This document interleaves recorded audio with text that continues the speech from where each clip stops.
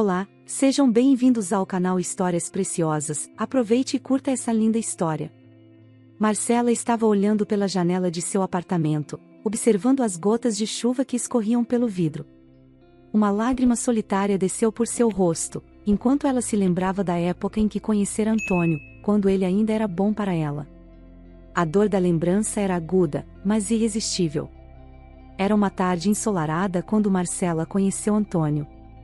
Ela trabalhava como assistente em uma galeria de arte, e naquele dia, estava organizando uma nova exposição de fotografias. Antônio entrou na galeria, atraído por uma fotografia em particular. Ele era alto, com cabelos escuros, e olhos que pareciam enxergar através dela. Marcela ofereceu-se para guiá-lo pela exposição, e assim começaram a conversar. Antônio era encantador, com um senso de humor afiado, e uma inteligência que brilhava em cada palavra.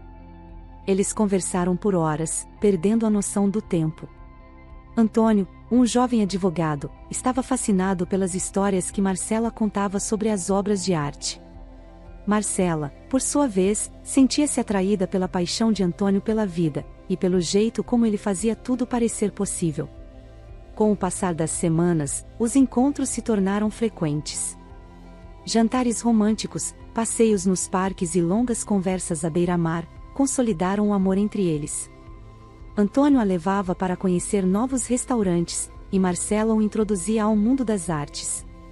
Eles riam juntos, faziam planos para o futuro, e se perdiam no olhar um do outro. Marcela sentia-se segura e amada ao lado de Antônio, que a tratava com respeito e carinho. Ele era tudo o que ela sempre quis em um parceiro. Após um ano de namoro, Antônio a pediu em casamento. O pedido foi feito em um jantar especial, em um restaurante à beira-mar. Antônio se ajoelhou no meio do restaurante, com um anel brilhando sob a luz das velas. Marcela, emocionada, aceitou imediatamente. Eles começaram a planejar o casamento dos sonhos, repleto de felicidade e promessas de um futuro brilhante. Desde o início do relacionamento, a mãe de Antônio, Sandra, demonstrou seu descontentamento. Sandra, uma mulher de personalidade forte e controladora, acreditava que Marcela não era boa o suficiente para seu filho. Ela sempre via em Marcela uma ameaça ao controle que exercia sobre Antônio.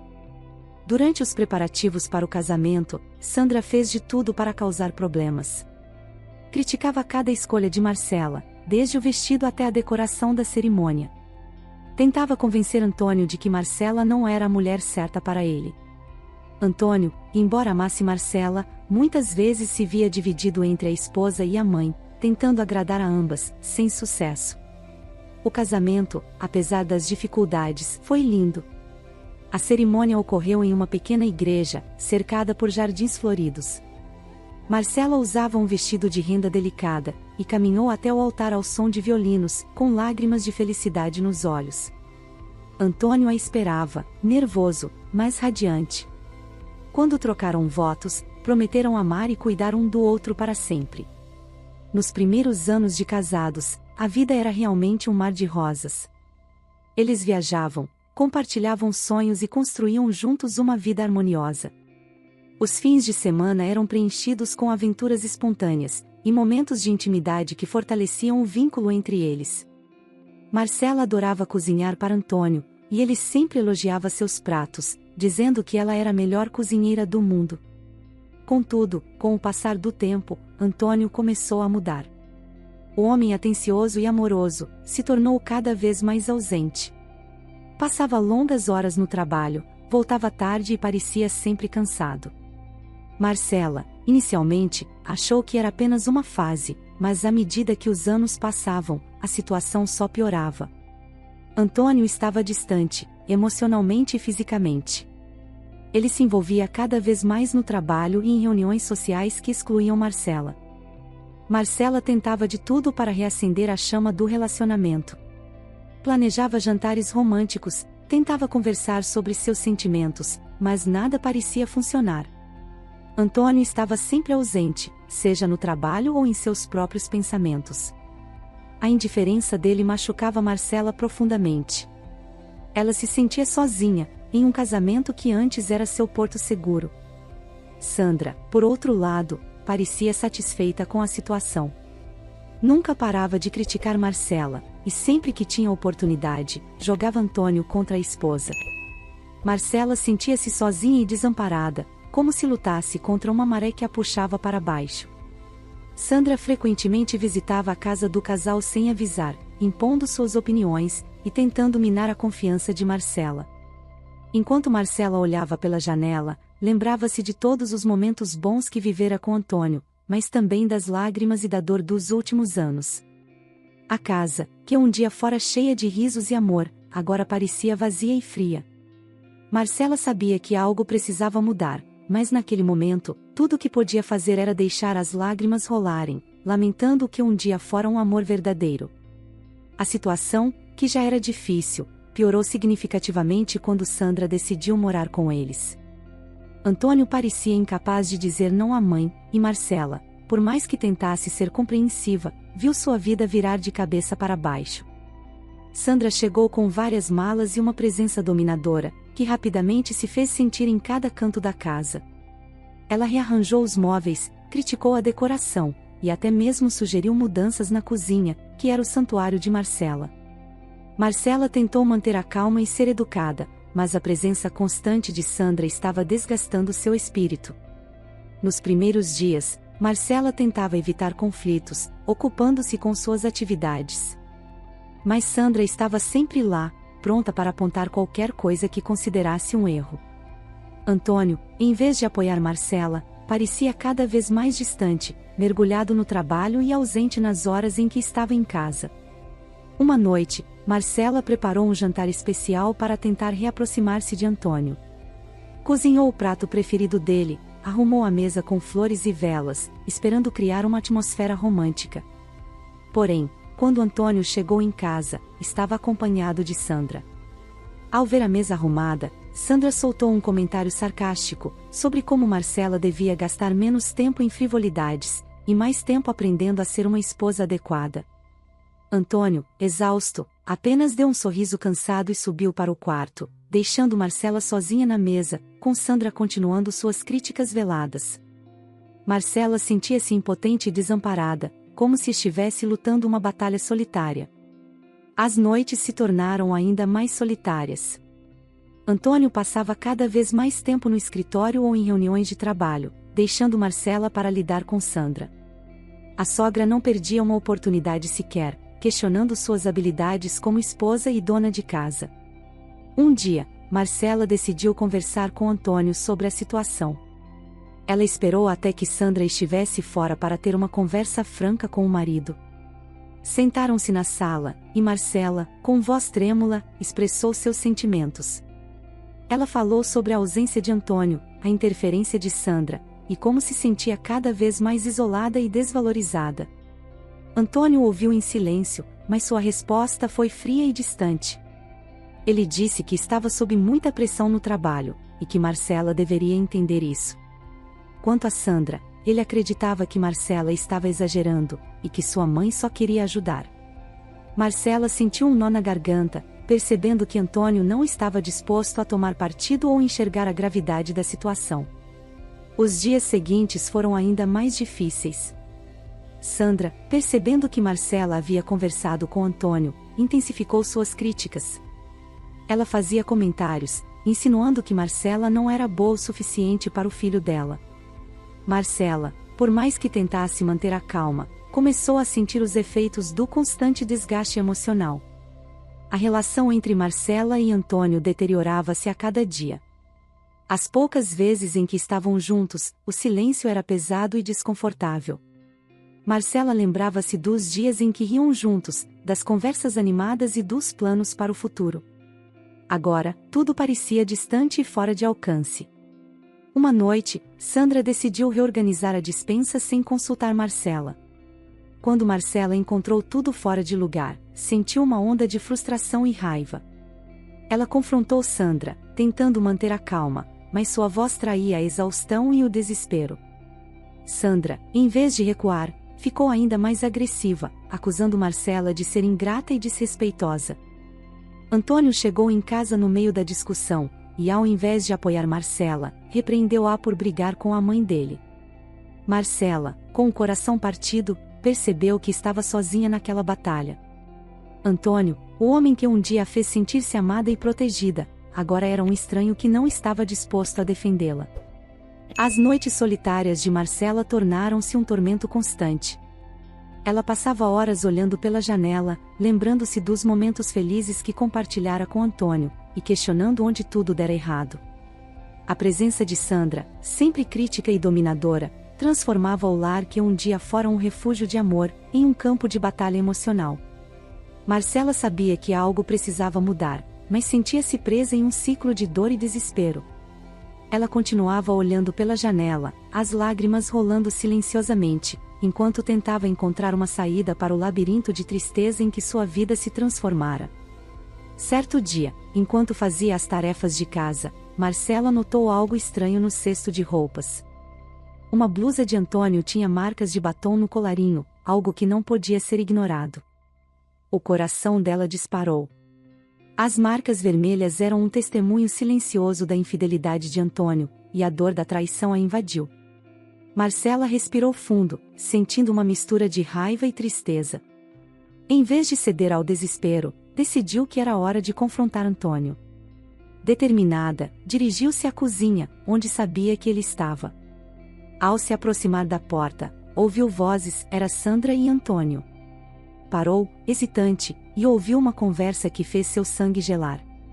Filho, só não se preocupe, vamos dizer à polícia que os freios do carro falharam, e ela voou para fora da ponte. Dizia Sandra, sua voz carregada de uma calma sinistra.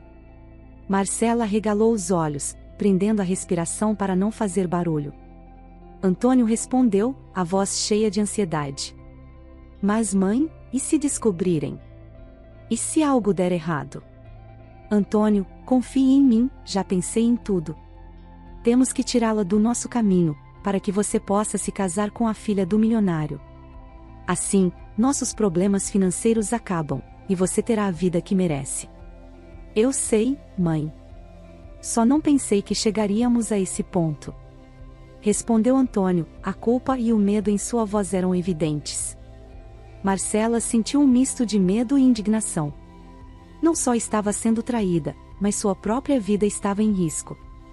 Mas ao invés de ceder ao pânico, decidiu que não iria sair de cena de cabeça baixa. Eles pagariam por tudo.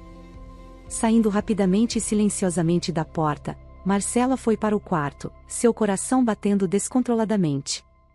Sentou-se na beira da cama, tentando processar o que acabara de ouvir. Ela sabia que precisava agir, e rápido. Decidiu que não poderia confiar em mais ninguém, e que sua única opção era planejar uma vingança cuidadosa. Marcela passou os dias seguintes fingindo que não sabia de nada, mantendo a fachada de uma esposa submissa, e alheia aos segredos sombrios que rondavam sua casa. Cada manhã, preparava o café da manhã de Antônio com um sorriso forçado, enquanto seu coração se apertava com a lembrança da traição, e do perigo que corria. Ela precisava de um plano sólido e provas irrefutáveis, para garantir que Sandra e Antônio pagassem pelo que estavam planejando. Ela começou a observar cuidadosamente os horários e hábitos de Sandra e Antônio. Sabia que precisava ser discreta. Comprou um pequeno gravador, disfarçado como um objeto comum, e esperou pelo momento certo para colocá-lo em ação. Durante o jantar, quando Sandra e Antônio estavam no auge de suas conversas conspiratórias, Marcela fingiu precisar pegar algo na cozinha. Com mãos trêmulas, escondeu o dispositivo atrás de uma planta no canto da sala de jantar, onde as conversas deles podiam ser capturadas claramente. As noites seguintes foram passadas em vigília ansiosa, revisando as gravações. Cada palavra capturada no gravador era uma punhalada em seu coração, mas também um passo mais perto da vingança. As vozes de Sandra e Antônio tramando seu plano eram perturbadoras, mas serviam de combustível para sua determinação.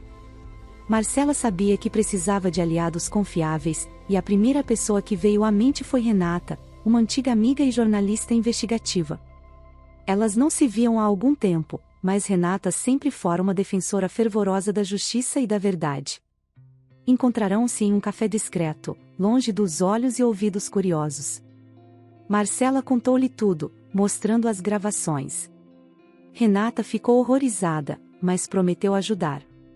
Isso é inacreditável, Marcela, disse Renata, os olhos arregalados de choque.